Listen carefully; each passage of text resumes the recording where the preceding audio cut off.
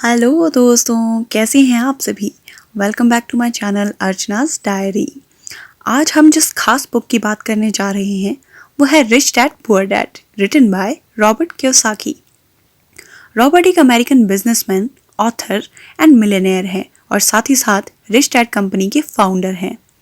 Author इस book में financial education, asset से कैसे वेल्थ गेन की जाए, इन्वेस्टमेंट और फाइनेंशियल आईक्यू के बारे में बात करते हैं।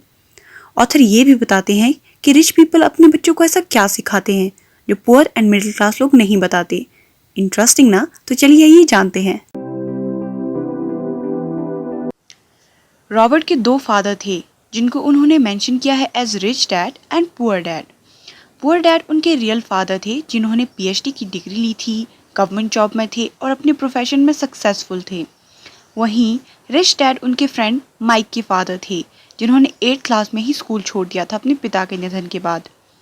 दोनों फादर्स एजुकेशन को इम्पोर्टेंस देते थे, लेकिन पैसों को लेकर दोनों ही रॉबर्ट को डिफरेंट एडवाइस देते थे। पुअर डैड कहते थे पैसा सारी समस्याओं की जड़ है, वहीं रिच डैड कहते थे पैसों की कमी होना सबसे बड़ी समस्या है। पुअर डैड हमेशा कहते थे मैं इसे खरीद नहीं सकता, मैं अमीर नहीं हूँ। वहीं रिच डैड हमेशा यही कहते थे कि मैं इसे कैसे खरीदूं, और डिफरेंट तरीके ढूंढते थे रिच होने के लिए और कहते थे मुझे रिच बनना है। आगे चलकर प्रोफेशनली सक्सेसफुल होने के बावजूद भी पुअर डैड हमेशा फाइनेंशियली स्ट्रगल करते रहे। वहीं रिच डैड हवाई के सबसे अमीर आदमी बने। रॉबर्ट भी बचपन से ही अमीर बनना चाहते थे, इसीलिए उन्होंने अपने रिच डैड की एडवाइस को फॉलो किया और उनसे फाइनेंशियल एजुकेशन के बारे में सीखा और वो खुद भी मिलियनेयर बने।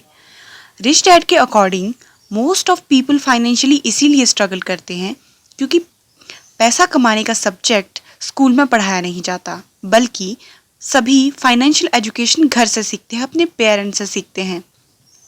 स्कूल जनरली एम्प्लॉय बनाना सिखाता है क्योंकि ये सोसाइटी की नीड है समाज को चलाने के लिए, और मोस्टली घर से हम यही सीखते हैं कि पढ़ाई करो, जॉब ढूंढो और पैसे कमाओ। यही डिफरेंस है पुअर एंड रिच पीपल में। पुअर पीपल अपने बच्चों को सिखाते हैं कि पैसों के लिए काम करो, खूब मेहनत करो, जॉब लो, पैसे कमाओ, और जो पैसा मोस्टली उनके एक्सपेंसेस पर ही खर्च हो जाता है। वहीं रिच पीपल अपने बच्चों को ये नहीं सिखाते, वो सिखाते हैं कि मेहनत करो, सेविंग्स को इन्वेस्ट करो, एसेट्स खरीदो ताकि पैसा मल्टीप्लाई होके तुम्हारे ही काम आए। अब क्वेश्चन है कि एसेट्स और लायबिलिटीज़ है क्या।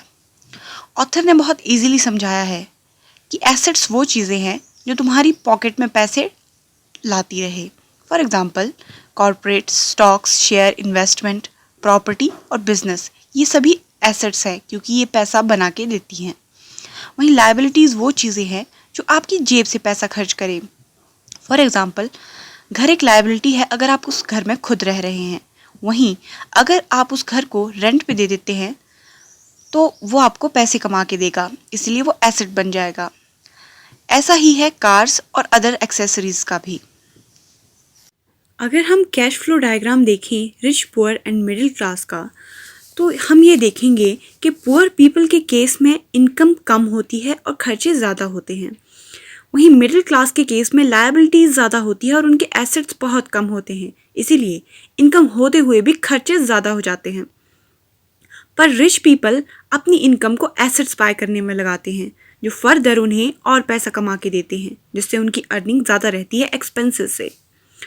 ऑथर कहते हैं कि एक इंसान बहुत एफर्ट्स करके जॉब लेता है, बहुत मेहनत करता है सैलरी के लिए, पर एक टाइम पर उसके खर्चे बढ़ने लग जाते हैं और वो सैलरी राइज के लिए डिमांड करता है या ओवर टाइम करता है।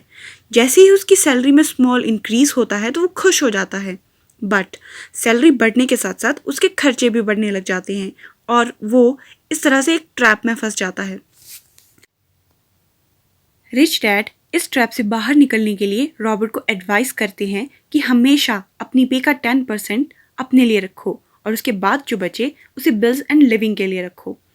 उस 10% को सेव करो और इन्वेस्ट करो एसेट्स में ताकि वो मल्टीप्लाई हो सके, ताकि पैसे तुम्हें कमा कर दे, और इसी तरह पैसों के आगे फर्दर जो बच्चे होंगे, जो मल्टीप्लाई होंगे, वो तुम्हें और कमा के देंगे। तो दोस्तों, ये था part 1।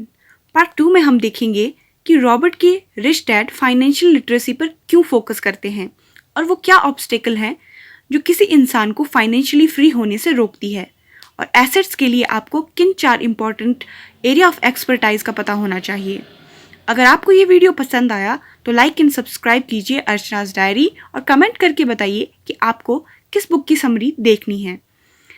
Keep supporting and keep sharing guys. मिलते हैं नेक्स्ट वीडियो में, तब तक के लिए अलविदा।